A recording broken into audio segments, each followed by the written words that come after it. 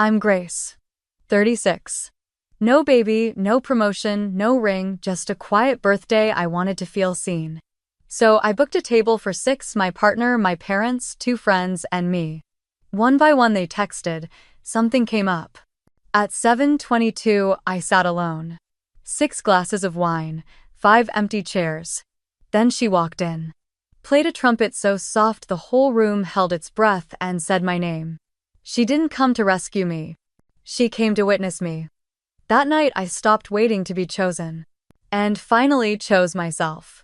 I didn't book the reservation to prove anything, not to make a statement, not to guilt anyone into showing up. I did it because for once I wanted my birthday to feel like something other than a passing notification on someone else's phone. I'm 36.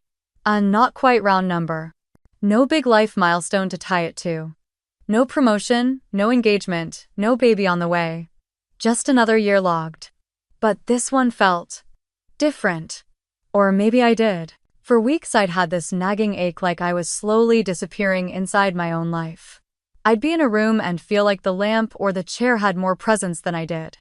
I wanted one night, just one, where I was seen not as someone's girlfriend or someone's daughter or someone's backup plan. Just Grace. So I made the reservation. Lyon. Friday at 7 p.m. A cozy French place tucked between a florist and a tailor on 3rd. Brick walls, warm lighting, jazz from a real record player. I chose it because it felt intentional, not trendy. And I booked a table for 6. 6 felt right. Me, my partner Caleb, my best friend Maya, my coworker Lena, and my parents. That was it. Not a crowd, not a spectacle, just the people who in theory should have been there. The people I'd shown up for 100 times before. I sent the invite in our family group chat 2 weeks in advance. Lyon this Friday night. 7 p.m. My treat. Would love to celebrate with you. I followed up with Caleb separately. He was in the kitchen scrolling through work emails on his phone, half listening as usual. It's this Friday, I said. The reservation. Remember? He nodded, still typing. Yeah. Sounds good. No eye contact. No smile. That had become our language lately, transactional warmth. I wasn't sure when affection became background noise, but now it only showed up when I brought it with me. I pinged Maya too. She sent a voice memo full of static and chaos, her dog barking in the background. Oh me, yes, girl, I'm putting it in my calendar right now. Don't let me flake, Lena reacted to the message with a heart emoji. That was her way, short, efficient, vaguely noncommittal. And my parents. My mom replied, we'll see honey. Depends on dad's knee and the weather. But happy early birthday, just in case. I read that one twice, then closed the thread before the hollow feeling could bloom. Still, I told myself it would be fine. They were busy. I understood. I always understood. By Friday afternoon, I had everything planned. I left work early. Closed the laptop, let client emails pile up, and let myself breathe.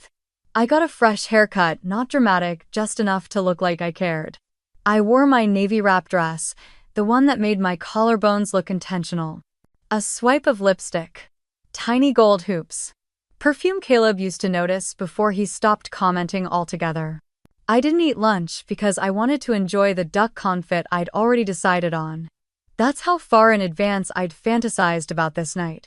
When I walked into Lyon at 6:50, the hostess greeted me with a smile that lingered a second too long. The kind of look you give someone you're trying to read. 6 seats for one. She didn't ask. She just led me to the table. It was tucked near the back, white linen, 6 wine glasses, tiny candle in the middle already lit. Beautiful, intimate, empty. This okay? She asked, already placing a menu in front of me. It's perfect, I said, forcing a small smile. I sat at what I imagined would have been the head of the table. Someone had to sit there, and I didn't want to feel like a guest at my own dinner. The restaurant buzzed softly, couples murmuring, silverware clinking, the low swell of Coltrane drifting from the overhead speakers. I checked my phone. 6:56. Too early to panic. Maya was notoriously late. Lena probably caught in traffic. My parents moved slow these days. Caleb might have stopped for wine or flowers or number. That wasn't Caleb anymore. He did everything just enough not to feel guilty. That was his superpower. Still, I kept watching the entrance. Every time the door opened, I looked up with hope, then looked down just as quickly. I sipped water, rearranged the silverware, rechecked my texts even though no new messages had come in. I told myself not to spiral, they'll come. I adjusted the napkin on my lap and tried not to feel the weight of 5 empty chairs around me. One at a time, I thought. They'd start trickling in. They had to. I had reserved a table for 6. I believed, maybe foolishly, that at least one would show. But the first ping on my phone wasn't an arrival.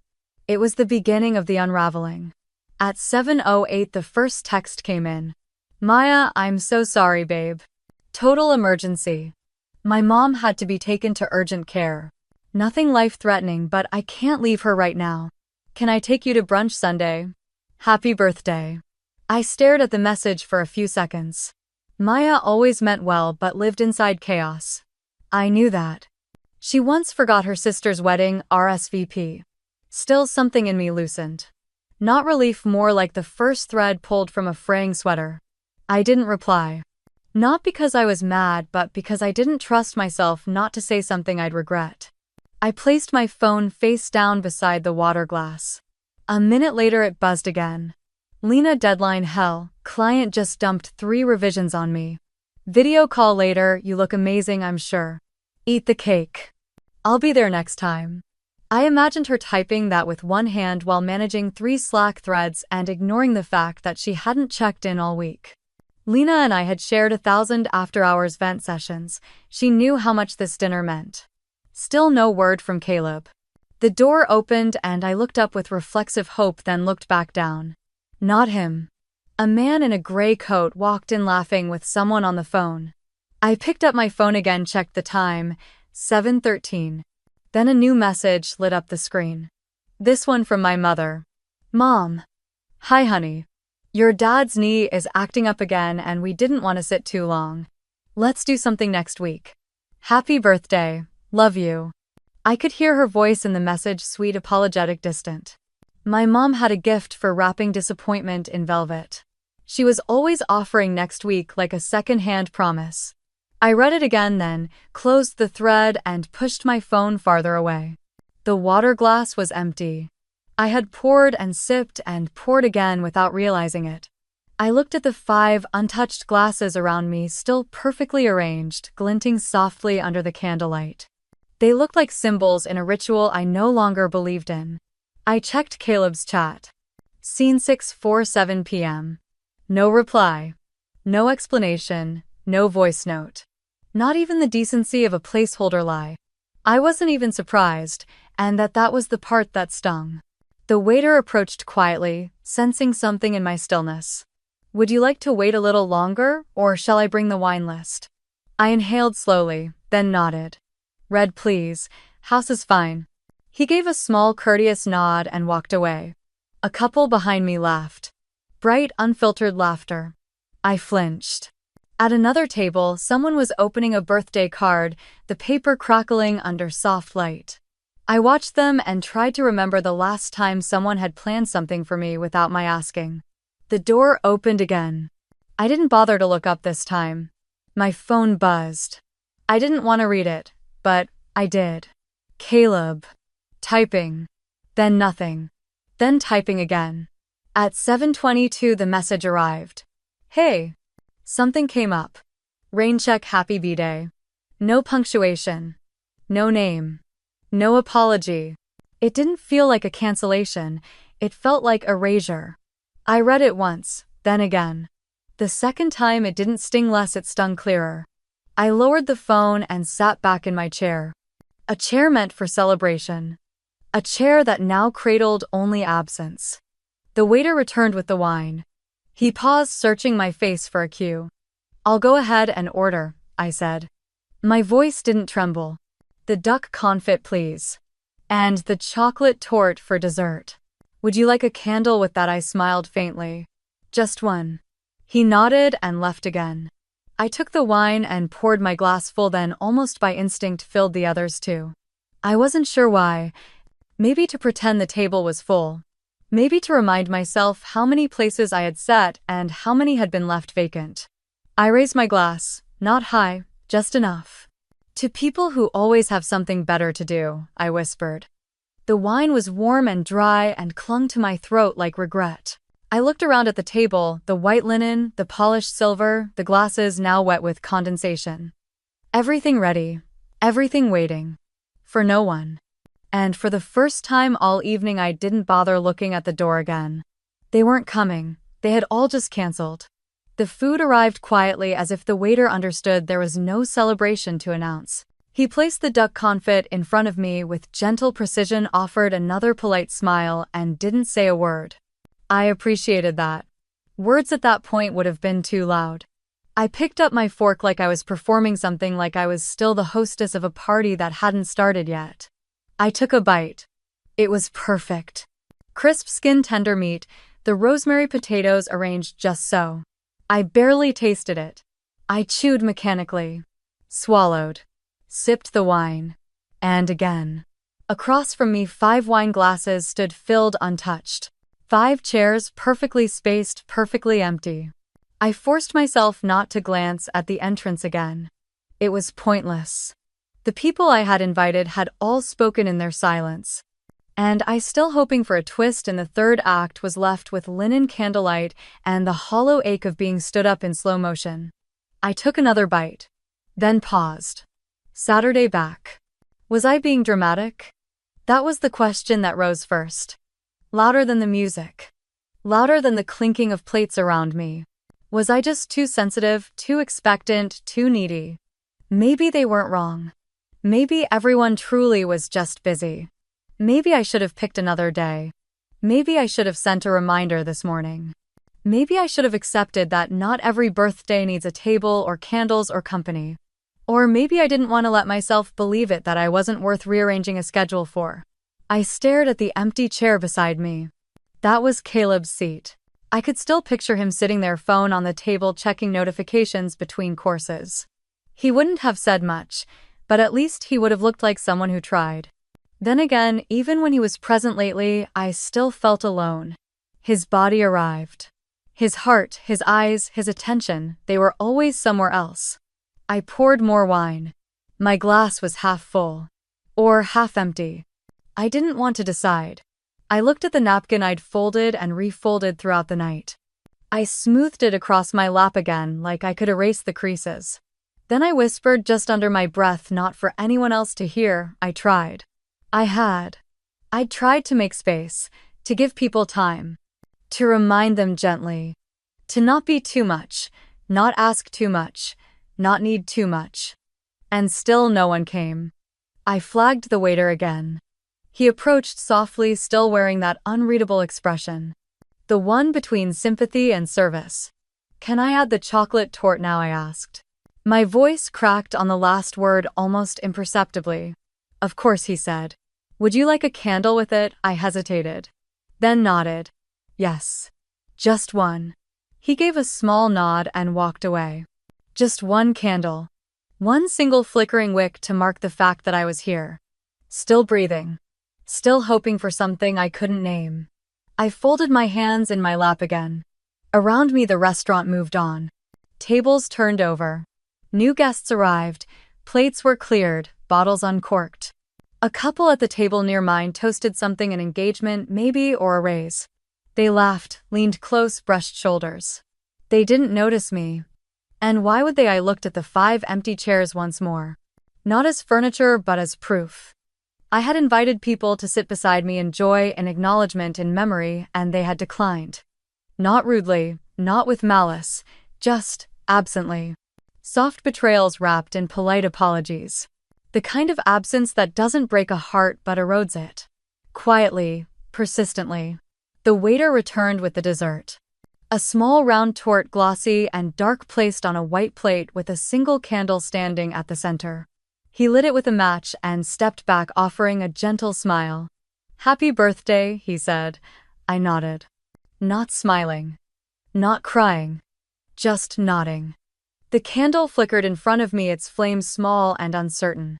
Like it too wasn't sure if it belonged. I stared at it for a long moment. No wishes. No song. No applause. Just a table meant for 6 holding one woman and a question she couldn't shake. Am I worth remembering? That was the real question beneath the others. Not why didn't they come, but would they have noticed if I hadn't invited them at all? I leaned forward, elbows on the table, chin resting in my hand, and let the weight of the night settle. It wasn't dramatic. It wasn't tragic. It was just lonely. And something about that, the ordinariness of it, hurt even more. The candle had almost burned halfway down when the first note split the air. It wasn't from the speakers overhead. The jazz playlist had long faded into background noise, lost beneath clinking glasses and soft murmurs. No, this sound was alive. Real. Raw in a way nothing else that night had been. A trumpet. Low, deliberate, and aching. I turned in my seat instinctively, the candlelight flickering across my cheek. She stood near the small platform by the bar, no spotlight, no announcement, no band, just her.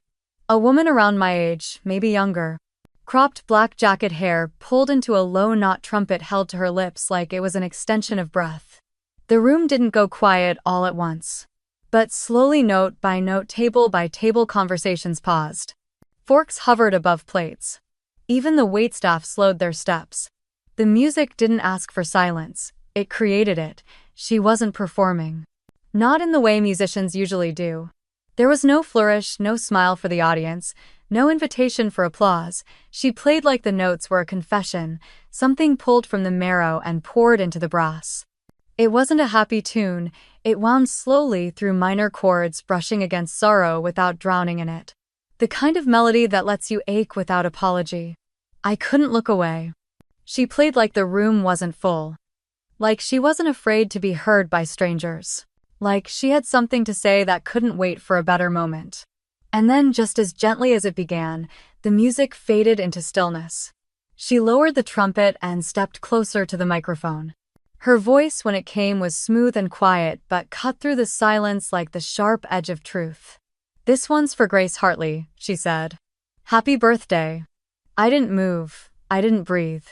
It took me a full second to process what I'd heard. And even then it didn't register like sound usually does. It hit somewhere deeper. Somewhere behind my ribs. My name. Not just a vague "to the birthday girl" or to someone special, my full name. Spoken aloud. Intentionally. Without hesitation. I looked around the restaurant in stunned disbelief. No one else had my name. No one else had a candle on their table. Every eye in the room was either on her or on me.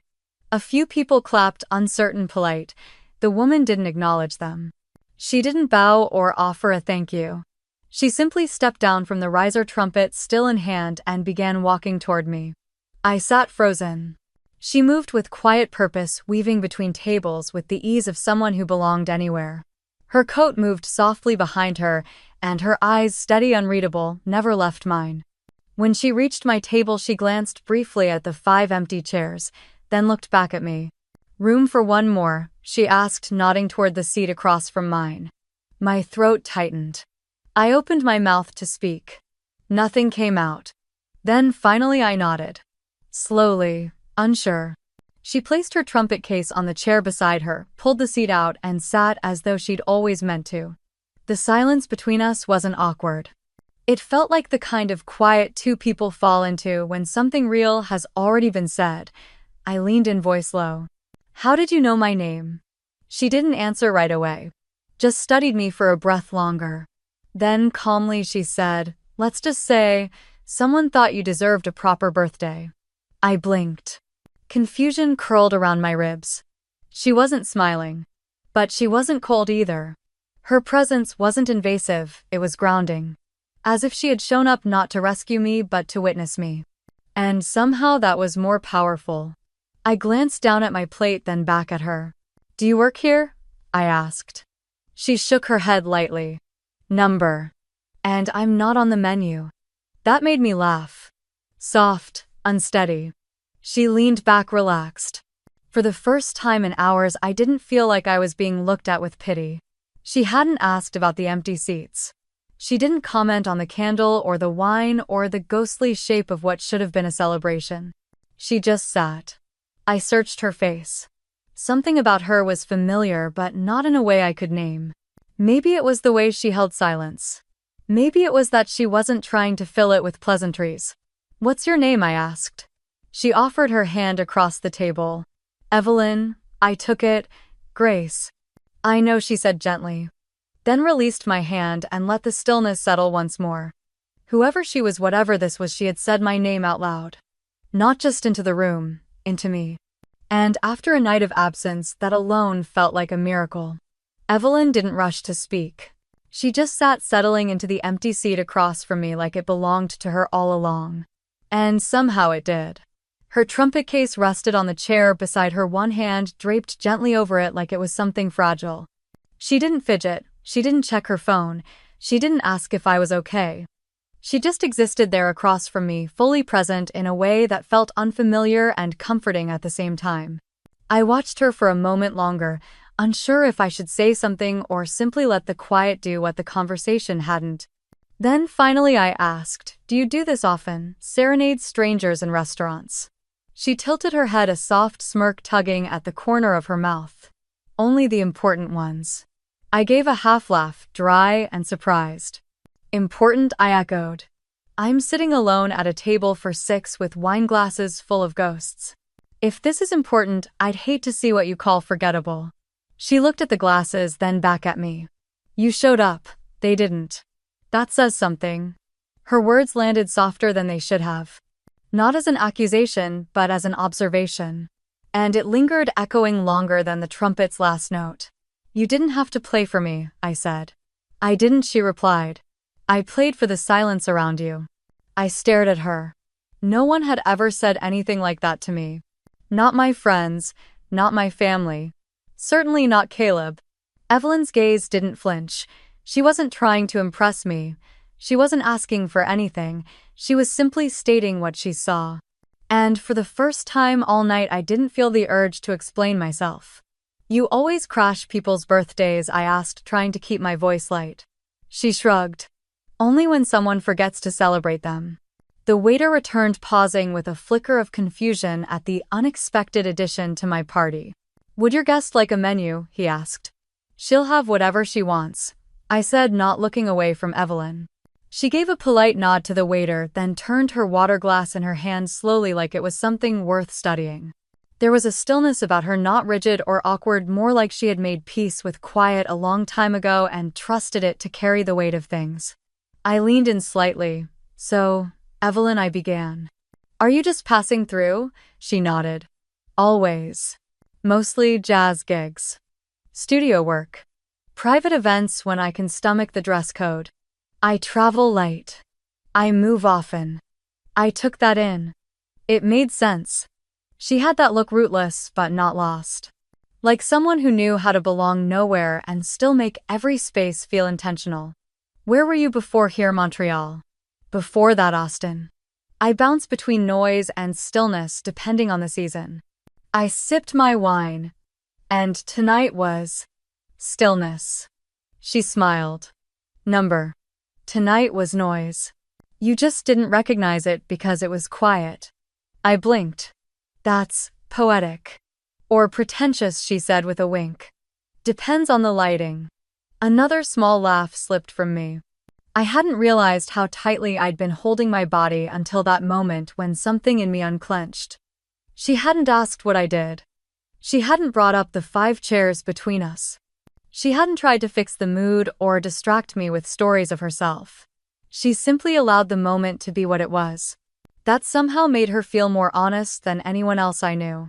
"You know," I said slowly, "you're the first person tonight who actually used my name." She met my eyes again. Names matter. Especially when no one else remembers them. I looked down.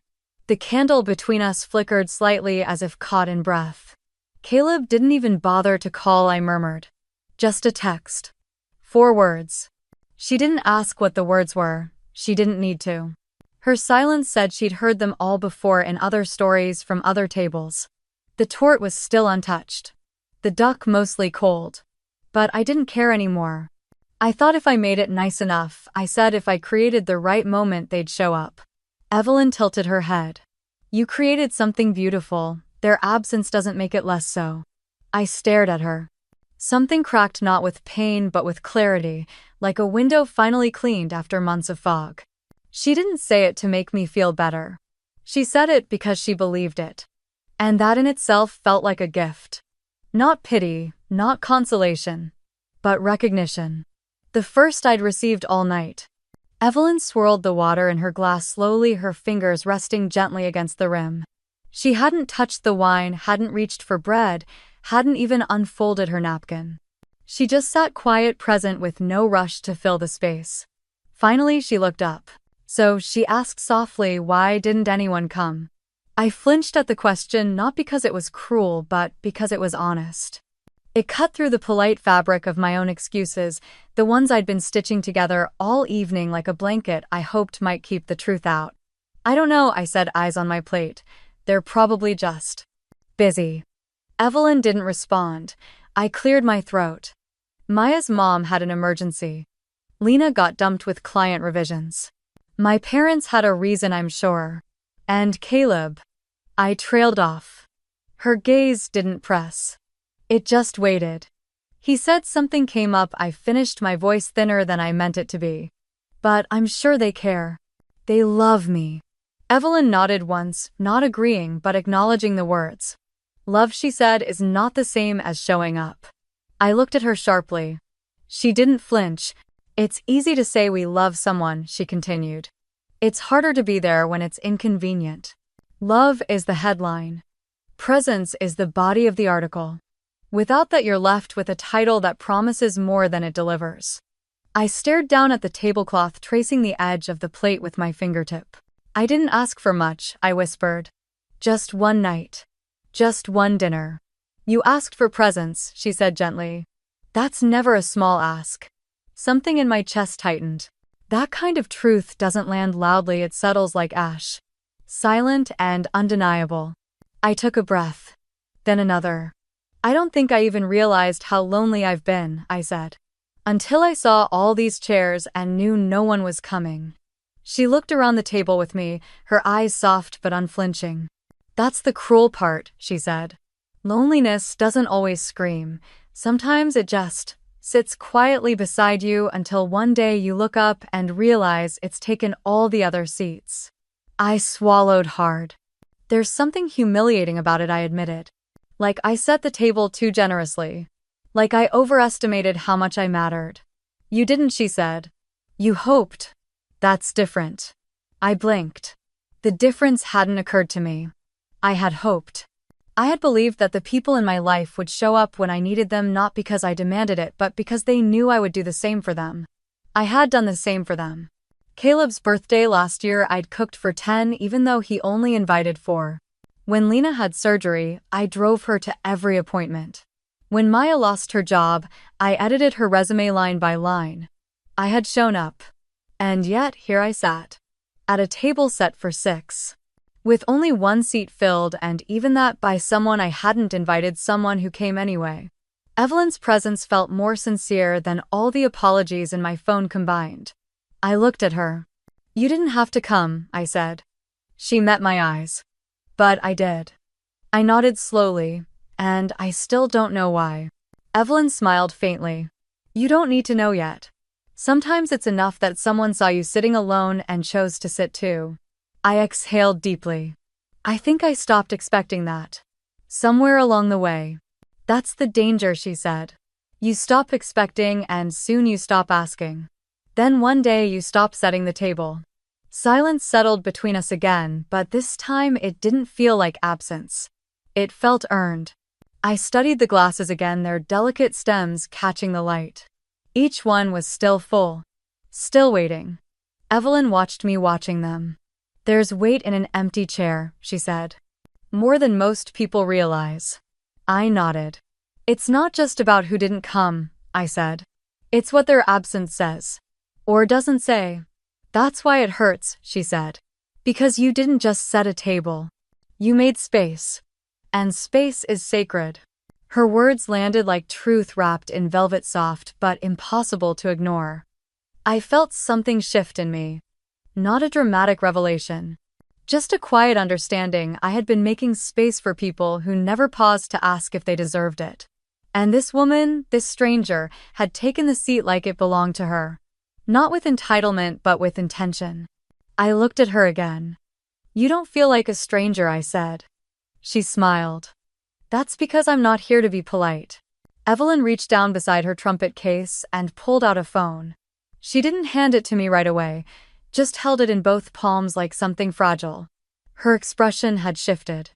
Less quiet curiosity, more focus. There was something new in her eyes, something that told me this conversation had only just begun. "Grace," she said gently, "before I show you this, I want you to understand something." I stared at her. "You didn't imagine tonight. You didn't overreact. And you're not crazy for thinking something's been wrong for a while." I didn't speak, couldn't. My chest was already tightening. She turned the phone toward me. On the screen was a photo. Dimly lit, slightly grainy. But unmistakable. Caleb. His arms around another man. Not just a casual hug, not just a friendly lean. His face was tilted into the man's neck. His hands were buried beneath the man's coat like they were trying to disappear inside each other. The man was handsome. Stylish. The kind of polish that Caleb used to admire from afar but never emulate. His name was tagged in the corner of the photo. Julian. My stomach dropped. Evelyn held the phone steady. "This was taken 2 nights ago," she said quietly. "But it's not the first." I blinked rapidly, my breath hitching in my throat. "What is this? Why do you have this?" She placed the phone down on the table between us. "Face up. Evidence now. Not just a picture." "I wasn't here by accident," she said. "Lena called me." I looked up sharply. Lena. Evelyn nodded. She noticed things. Patterns. Energy shifts. Times. Caleb said one thing but did another. "She said you were pulling away from yourself. That your light had gone dull." My vision blurred slightly. "And so what?" She asked. "You to what? Watch him." "Not me," Evelyn said. "My brother.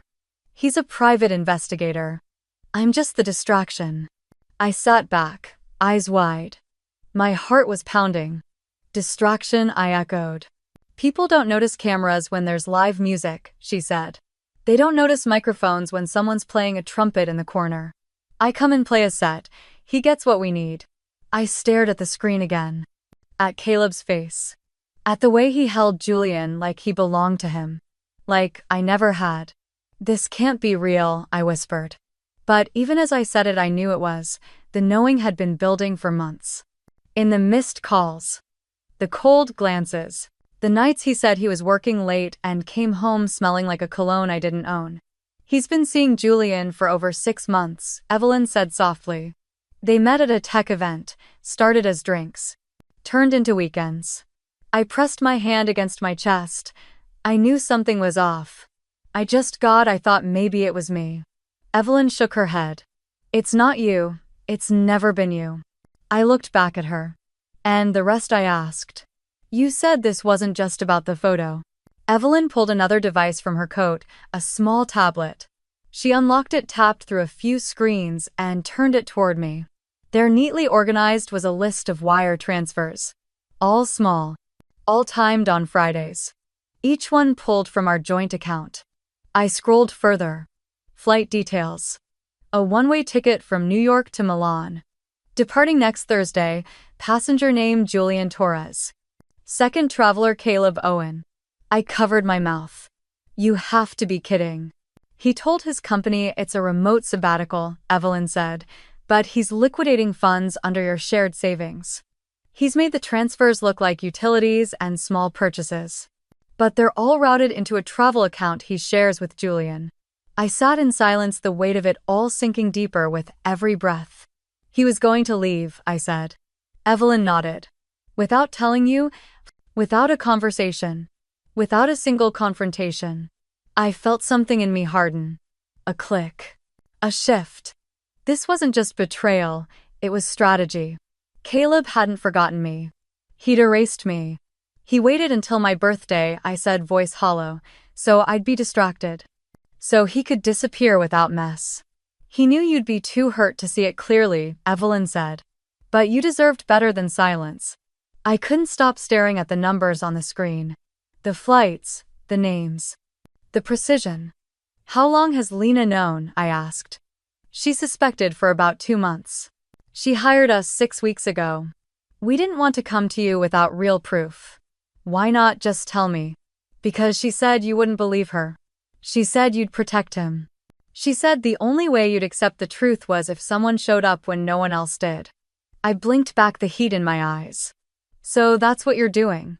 Showing up. Evelyn looked straight at me. I'm here because no one else was brave enough to sit in the truth with you. I nodded slowly. My hand drifted toward the photo on the phone again. I studied Caleb's face. It wasn't just affection, it was relief. He looked like a man who had already left. The waiter passed by asking quietly if we needed anything else. I barely heard him. Evelyn didn't break her gaze. You don't have to decide anything tonight, she said. But you deserve to know what was happening behind you while you were facing forward. I looked at the candle between us. It was nearly out. A small flickering dot in a sea of wax. I whispered more to myself than her. He was going to leave me while I was still loving him.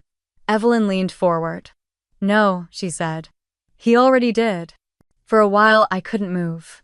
I sat there in a chair meant for joy, watching the reality of my life rearrange itself in front of me. Photos. Flight numbers. Account withdrawals. Names I didn't recognize and one name I did, mine attached to everything except the decisions. Caleb hadn't just betrayed me. He had erased me from the ending. This wasn't just a mistake, I said aloud. He planned it. Evelyn didn't nod. She didn't add pity to the silence. She let the truth sit between us like something sacred. I turned the screen toward myself again. Scrolled. Read every detail a second, third, fourth time, part of me still hoping I'd find a mistake. A loophole. Something that told me this was all just a misunderstanding. But it wasn't. It was precise. Quiet. Calculated. The Caleb I'd built a life with, shared a bed with, protected, defended, he'd already left me. This dinner, this table, my birthday, it was simply the last act in a play I didn't realize had ended. I felt the breath catch in my chest. It wasn't grief. Not yet. It was something older, something like shame. I feel stupid, I whispered. Evelyn leaned in. You're not stupid, she said. You were loyal. There's a difference. I looked away. My eyes burned. I thought I was building something. Even when it got quiet between us. Even when he stopped looking at me. I thought it was just a season. That things would come back around. Evelyn's voice was calm. They never circled back. He just kept walking further away. I exhaled shakily. You know what hurts the most, I said. It's not the affair, it's not even the lies. It's that he never gave me a chance to fight for anything. He made every decision without me. She nodded slowly. Because he knew if he looked you in the eye, he'd see you still standing there. My throat tightened. He was planning to be gone by next week. Yes, she said. And you weren't supposed to notice until after. I folded the tablet shut and pushed it gently toward her. I noticed. Evelyn was quiet for a beat. Then she said, almost like a whisper, You didn't set this table for Caleb, Grace. I looked at her. You set it for yourself. And you showed up. Her words didn't hit like a line in a movie. They landed like truth, slow, steady, undeniable. I looked around again. The wine glasses. The candle. The duck I never finished.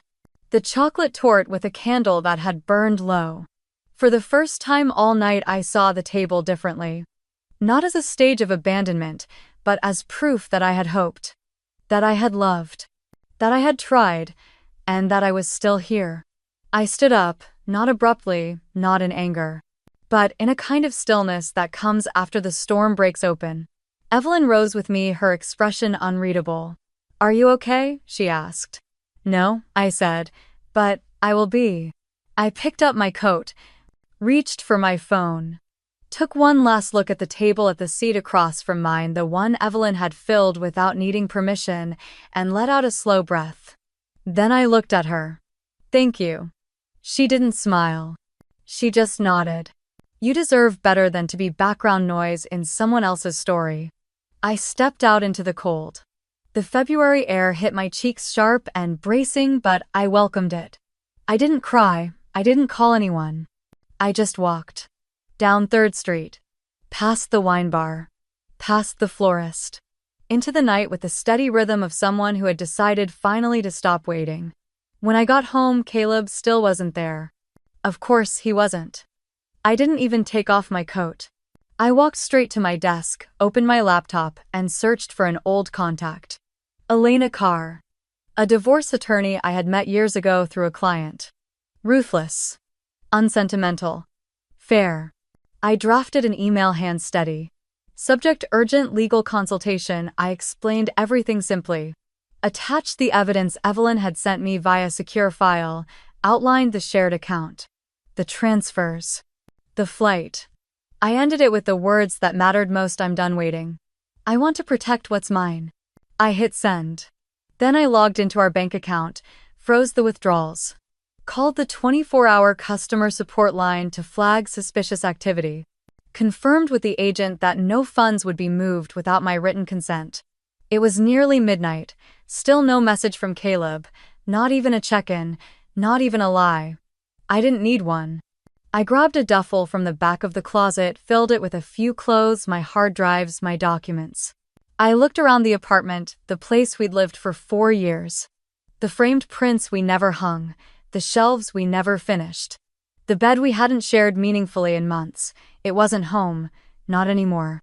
I left the keys on the counter. And I walked out. The studio apartment above the used bookstore on Eldridge wasn't much. One window. One radiator. One creaky floorboard near the closet that groaned like it had something to say. But it was mine. No shared dresser. No shoes lined up like lies. No silence that pressed against me with judgment. Just a space that didn't expect anything from me. And maybe for the first time in years, that was exactly what I needed. The landlord barely asked questions. I paid 3 months up front and said I needed it furnished enough to think. He nodded once and handed me the keys. It smelled like dust and paper and leftover stories. I bought a second-hand desk from the thrift shop around the corner. Hauled it up the stairs myself, bruised my elbow, and laughed at the absurdity of it. I hadn't lifted anything heavier than resentment in months. By the second morning, I had unpacked the sketchbooks I thought I'd thrown away. I flipped through them like time capsules, old logos, layout concepts, half-finished mood boards from a life I paused for someone else's comfort. Caleb had always said design was a soft skill. Pretty but impractical. He encouraged me to take the project manager role at his firm, said it was stable, adult, sensible. I believed him. I believed that giving up the part of me that made art was part of becoming a partner. A grown-up. But now at this desk, in this strange little studio with a radiator that never stopped clanging, I let myself pick up a pencil again. The lines were shaky at first. Hesitant. Like even my hand had forgotten what freedom felt like. But then something unlocked. One sketch led to another. And then another. I posted a logo concept to an old design forum, not expecting much. Within an hour, someone messaged me, wanted a tweak, asked my rate. 2 days later, I had 3 inquiries. Then 5. The work wasn't glamorous. A bakery logo. A digital flyer for a poetry night. A new brand palette for a therapist who didn't want to look too clinical. But every time I opened a new project file, I felt something stir. I wasn't rebuilding yet. But I was moving. And that was enough. Evelyn didn't visit often. But when she did, she never called ahead, never asked permission. She just knocked twice, leaned her trumpet case against the wall, and held up something warm from the bakery below. Grilled cheese. Or fresh sourdough. Once a paper bag with nothing but jam and 3 silver spoons. Sometimes we talked. Sometimes we didn't. Once she walked in, set down a tin of coffee, and said, "You've got paint on your cheek." I hadn't noticed. I didn't care. She never asked how I was. Never said things like, "You seem better," or "Are you over it yet?" She never treated my recovery like a timeline or my silence like a problem to fix. She just sat. Or leaned against the window frame. Or played 2 or 3 soft notes when the afternoon felt too heavy. The trumpet was always near but rarely used. It was like her not loud unless it had something to say. One night it started to rain. Nothing dramatic. Just a low, steady rhythm against the glass. I was on the floor back against the wall, feet stretched out toward the center of the room. Evelyn was perched on the edge of the windowsill, eyes half closed. "You don't talk much," I said, not accusing, just noticing. She smiled. "Words get crowded sometimes. Music clears them out." I nodded, watching the ceiling.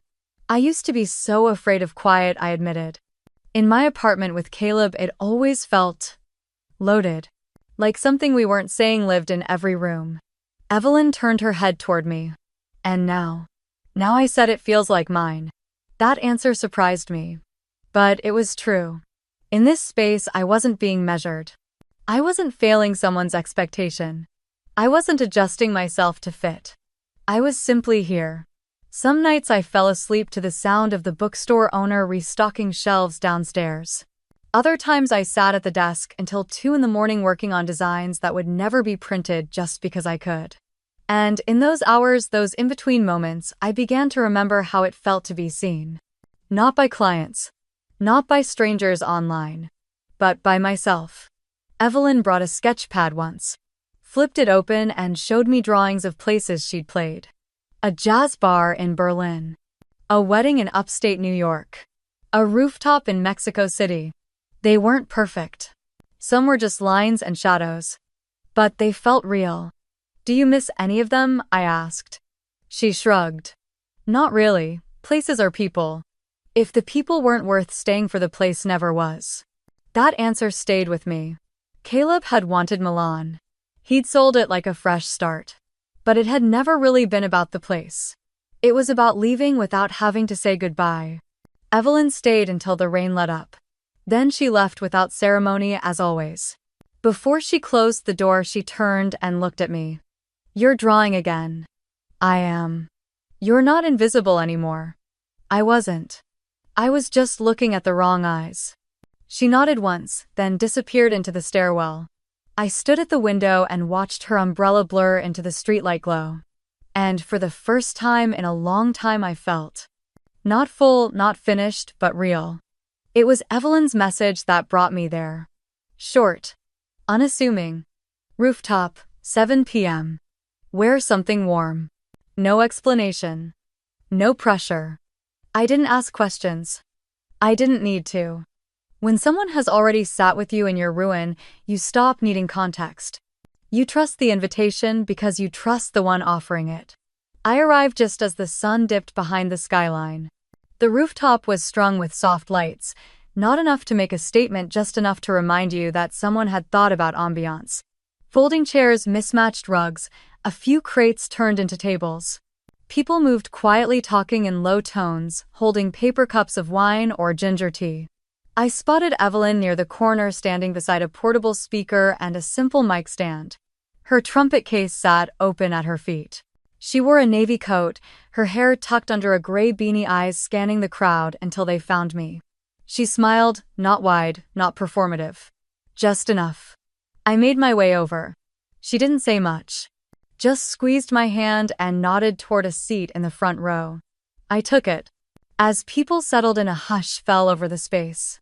Not forced, not awkward, just natural. Like everyone knew something was about to be offered, and we were all being asked to hold it with care.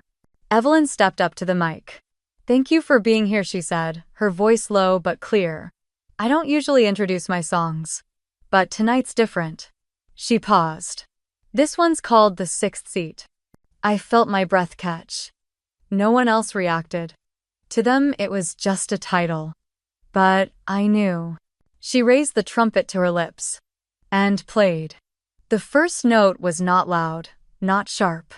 It slipped into the space like a breath, tired but certain. The melody rose slowly, not in triumph but in memory. Like someone walking back through the ruins of a house they once lived in, touching the walls, letting the dust speak. It wasn't mournful, it wasn't angry. It was honest. Every note felt like it had traveled a long road to get here. There was a weariness to it. A kind of ache that doesn't beg for sympathy, only acknowledgement. And layered beneath it all, something else. A strength that didn't need to declare itself. A resilience that lived in quiet corners. A woman who set a table for 6 and still sat down alone, candle lit and heart open. I didn't realize I was crying until the second movement began. The melody lifted just slightly. Not like hope, not yet. But like exhale. Like someone unclenching their fists after holding pain too long. The rooftop stayed silent. No one whispered. No one shifted in their seat. Everyone was listening. But I knew I was the only one hearing it in full. Because it was mine. This wasn't a song written for the world. This was a song written from me. For me. Every skipped beat. Every restrained crescendo. Every soft dissonance that didn't resolve it mirrored my nights, my silences, my trying and trying and trying. When the final note came, it didn't end like most songs do. It just stopped. Not abruptly, not gently. It stopped like someone who had said exactly what they needed to say and nothing more. Evelyn lowered her trumpet. No one clapped. Not at first. There was just stillness. Reverence. The kind of pause that doesn't ask for applause because it knows it delivered something sacred. Then quietly, a few hands came together. Not loud, not rushed. Just enough to say we heard. But I didn't move. My hands were in my lap, tears on my cheeks, not from sadness. Not from grief. But from something I couldn't name. Something that tasted like being known. Fully, wordlessly. Evelyn stepped down from the makeshift stage and came to sit beside me. She didn't ask if I liked it. She didn't explain why she wrote it. She didn't need to. We sat there shoulder to shoulder watching the lights shimmer against the evening wind. After a while, I found my voice again. You didn't have to do that, I said. She looked at me. I know. Why did you? Evelyn's answer came without hesitation. Because some stories need to be heard out loud. Even if the person living them never gets a chance to speak. I wiped my cheek. It was beautiful. No, she said, her voice soft. It was true, and for the first time in months, maybe longer, I felt whole. Not fixed, not healed, but whole in the sense that nothing was hidden anymore. Not from her. Not from me. The 6th seat at my table had always been empty. But tonight, it sang. The hostess at Leon looked up from her screen and blinked twice. Name, she asked, though something in her eyes said she already knew. Grace Hartley, I replied, smoothing the cuff of my coat. There was a pause just long enough to feel the spark of recognition light across her face. Not many people remember quiet disasters, but some silences are loud enough to leave an echo. She nodded and tapped the tablet. Table for 2. Right this way. This time, I didn't scan the room for arrivals. I didn't wonder who might come or invent stories to justify why they didn't. This time, I was here for one reason. And she was already on her way. The hostess led me to a small table near the window. Same restaurant, same candles, different light. There were only 2 seats. One for me, one for her. No ghosts. No placeholders. Just presence. I sat down, inhaled the familiar scent of rosemary and garlic, and let myself remember, not in pain but in clarity. A year ago, I had walked into this restaurant believing that setting the table would make people show up. That if I made it beautiful enough, easy enough, they'd have no excuse to stay away. Now I understood. The real power wasn't in the invitation, it was in the choosing. 10 minutes passed. Then I heard it, the soft thump of trumpet case against floor, the rhythm of boots crossing polished wood. I looked up. Evelyn as steady as ever. Same navy coat, same unhurried walk. Same presence that didn't demand attention but always earned it. She reached the table and gave me that same small smile. You're late, I teased gently. I brought a trumpet, she said. That buys me 3 minutes. We both laughed. She took the seat across from me and placed the case beside her, fingers tracing the leather handle as if it had been part of this ritual all along. Risotto, she asked. Always, I said, and the chocolate torte. No candle this time, no need. The waiter arrived, grinned when he recognized me, and said nothing more than, "Glad to see you back." We placed our order, no hesitation, no glances over our shoulders. Evelyn rested her elbows on the table and leaned in slightly. So, she said. Why 6 chairs? I paused. Not because I didn't know the answer, but because I finally knew it fully. Because I was trying to fill a silence I didn't want to admit was mine, I said. I thought if I surrounded myself with enough people I'd stop hearing the echo. She nodded. Did it work? No, I said. It made the echo louder. Our wine arrived. This time I didn't fill the other glasses. I didn't toast to absence or apology. I simply lifted mine toward her. To choosing, I said. She clinked her glass to mine. To knowing who deserves a seat. We ate slowly. The risotto was perfect again, earthy, creamy, grounded, but this time I tasted every bite. I wasn't filling a void. I wasn't proving anything. I was sharing a meal. With someone who showed up not because they had to, but because they wanted to. Halfway through dessert, Evelyn looked at me across the flickering candlelight. You've changed, she said softly. I nodded. So have the chairs. She raised an eyebrow. Back then, I continued, I thought a full table meant I was loved. Now I know better. And now, she asked. Now, I said, I set fewer places, but I fill them with people who see me. She leaned back, a satisfied look on her face. I think that's what you were doing all along, she said. You just hadn't cleared the table yet. We sat in silence for a moment. But it wasn't empty. It was shared. Graceful. True, I looked around the room. Nothing had changed. But everything felt different. It wasn't about Leon. It wasn't about Caleb. It wasn't even about Evelyn. It was about me. About choosing to sit with myself long enough to know who belonged beside me. I smiled. I used to think being alone at a table was the worst thing that could happen, I said. And now, she asked. Now I know, I said, that the real tragedy is inviting people who were never hungry for what you had to give. The studio was quiet when I returned. Not empty. Just quiet. I turned on the small lamp by the desk, its amber glow washing across the wood grain. The scent of rain from earlier still lingered in the windowsill, mingling faintly with the scent of cinnamon from the bakery downstairs. Evelyn followed me in. She didn't ask if she could stay. She didn't have to.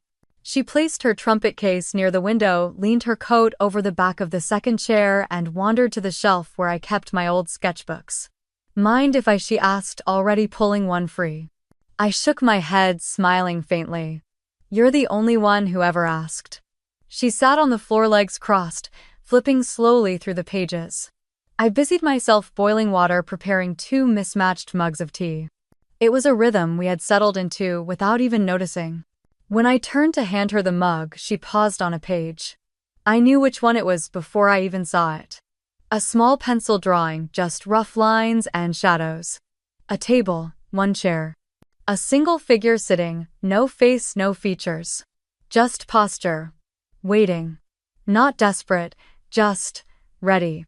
Above it, scrawled in slanted handwriting, were the words, "Some seats are meant to stay open until the right person sits down." I hadn't remembered drawing it until I saw it again now. I must have done it one of those early nights in the quiet when I was still aching but didn't know how to bleed out the grief. When I still hoped somewhere deep down that silence meant something was about to speak. Evelyn didn't say anything. She just traced her finger gently along the line of the empty chair. That's not loneliness, she said softly. That's discernment. I sat beside her, tucking one leg beneath me. At the time, it felt like both. We sipped tea in silence, pages fluttering between us like slow breath. Eventually, she leaned her head against the wall. Her voice, when it came, was barely above a whisper. Would you ever draw it again? I looked at her. Maybe. But next time the figure wouldn't be waiting. She'd be choosing. Evelyn smiled. That's a different kind of power. I nodded. We didn't talk about where she would sleep. There wasn't a plan. There didn't need to be. She stayed that night not because it was romantic, not because it was expected, but because presence, when offered freely, is never unwelcome. She stayed the way music stays after it's gone. Quiet but felt. The mattress was still on the floor. The studio still small. My life still a draft in progress, but none of that felt lacking anymore. That night I didn't dream of Caleb. I didn't replay the dinner table or the photographs or the departure. I dreamt of a chair. Just one. And a hand reaching across it, not to possess, not to plead, but to be still together. In the morning, the sunlight cut through the blinds in clean lines. Evelyn was still asleep on the window seat, knees tucked up, trumpet case resting at her feet like a sleeping dog. I made coffee. I opened my laptop. And I sketched. Not because I had to deliver something. Not because I was proving anything, but because I had something to say again.